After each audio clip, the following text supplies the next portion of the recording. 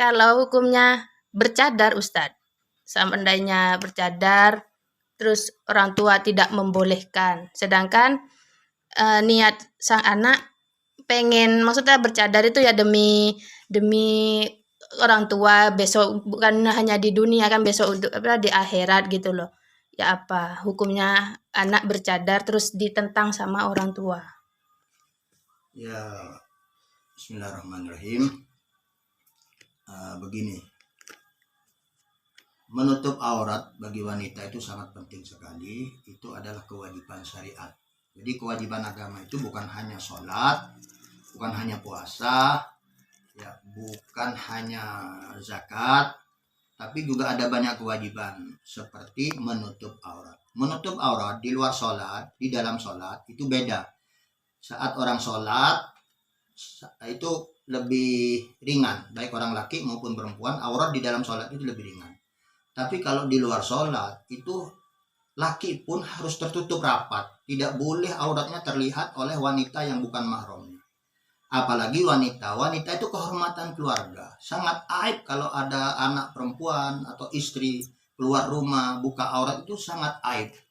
Maksudnya seorang yang punya rasa cemburu kepada kehormatan keluarganya pasti akan tidak mau anak perempuannya keluar rumah tanpa tutup aurat, atau istrinya keluar tanpa tutup aurat. Itu aib, suatu cacat bagi keluarga itu bila itu terjadi. Maka sudah seyogyanya orang tua itu atau suami memerintahkan agar istri dan anak perempuannya itu tutup aurat. Dengan tutup aurat yang disyariatkan oleh Islam, sebetulnya tutup aurat itu begitu dulu peraturan atau ayat Al-Quran diturunkan oleh Allah kewajiban berhijab. Ayat itu ayat hijab namanya, atau bahasa kita berjilbab. Itu diatur, pertama kerudung itu harus nutup ke dada ke bawah semua. Jangan sampai dada ini ada sesuatu yang kelihatan. Jadi kerudung itu harus luas. Makanya kalau sekarang ada orang kerudung sampai ke bawah, itu jangan nyinyir, jangan disalahkan. Itu memang yang syariat yang sebetulnya gitu. Terus ada beberapa orang tidak paham. Dikiranya istri-istri Nabi itu tidak bercadar. Padahal kalau kita baca hadis-hadis yang lain, begitu turun ayat Al-Quran wajib hijab, itu beberapa istrinya Nabi itu menyobek bajunya untuk nutupin mukanya. Nah, menyobek baju dijadikan tutup muka, itu namanya bercadar. Hijab yang sebenarnya itu bercadar. Nah, adapun kita kalau bicara fikih, kita bicara fikih dengan hadis itu beda. Kalau hadis jelas mereka itu menutup wajah. Bahkan mereka kalau bicara ada tamu itu hanya diperintahkan menjawab dari belakang satir. Jadi nggak boleh bertemu. Istri-istri Nabi itu kalau ada sahabat mengucapkan salam atau ingin bertamu, bernanya, itu dari belakang tembok. Jadi nggak ada yang bertatapan. Nah, cuman kalau fikih memang ada Imam Syafi'i menyatakan harus tertutup ya di luar sholat. Ada madhab-madhab lain yang nggak harus tertutup. Ada justru madhab pendapat ulama itu yang semuanya nggak boleh terbuka. Makanya ada cadar yang pakai itu yang slide, berapa slide yang sehingga nggak ketahuan depan belakangnya. Ada yang berpendapat satu mata boleh kelihatan. Ada yang berpendapat dua mata boleh kelihatan. Tapi alis nggak boleh. Ada yang berpendapat alis boleh kelihatan. Ada yang berpendapat boleh cuman dagu nggak boleh. Jadi macam-macam lah. Tapi kalau kita baca hadis, maka jelas sisi Nabi itu tertutup rapi. Nah, kemudian kita ini bermadhab Syafi'i.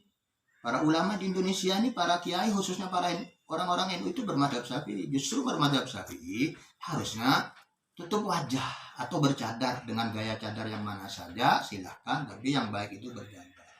Kalau kita memang belum mampu bercadar, ya nggak apa-apa lah ikut madhab lain yang tidak bercadar di luar madhab Syafi'i. Tapi juga kerudung harus tetap tertutup, pakaian semua tertutup ya. Nah begini, ini khusus untuk wanita juga. Nabi itu pernah bersabda, la'anallah al-kasiyat al-ariyat. Allah melaknat wanita yang pakai baju yang telanjang. Nah, kok pakai baju tapi dibilang telanjang? Bagaimana itu? Syarat orang tutup aurat, itu pakaian penutup auratnya itu harus ada dua ciri. Pertama harus tebal, tidak transparan.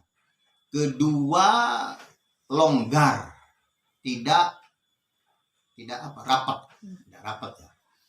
Nah, jadi kalau ada wanita pakai baju globor-globor longgar, tapi kok transparan, warna kulit kelihatan, itu sama dengan tidak pakai baju, dianggap telanjang, itu pelanggaran.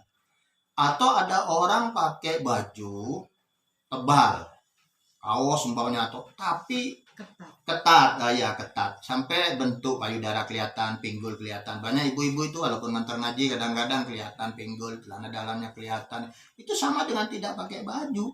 Itu yang dilaknat oleh Rasulullah, la'anallahu al-kasiyat al-ariyat. Atau dalam hadis Bukhari itu rubba kasiyatin ariyat. Banyak orang itu sudah merasa pakai baju tapi itu telanjang. Ariyat fil akhirah, kata yang mentaklik hadis itu, nanti di akhirat telanjang, maksudnya ya dianggap telanjang. Jadi yang bagus itu berlapis-lapis supaya pertama bentuk tubuh tidak kelihatan, warna tidak kelihatan, bentuk tubuh tidak kelihatan. Makanya bidadari itu 7 lapis bajunya ya, 7 lapis. Tapi kalau kita 7 lapis mungkin kegerahan ya. Nah, kemudian ya itu sebetulnya syaratnya. Maka semakin mulia orang itu, sebetulnya orang-orang kafir pun, orang-orang Nasrani pun yang mengamalkan Injilnya, Tauratnya, semua tutup aurat, tertutup, bajunya besar, lebar, ya pakai kerudung. Itu karena memang syariat dari zaman dahulu sebelum Nabi Muhammad dan syariat Nabi Muhammad itu sama, wanita harus tutup aurat. Dan ini sebetulnya nggak ada istilah awam. Di semua daerah, semua kampung, semua negara ya wanita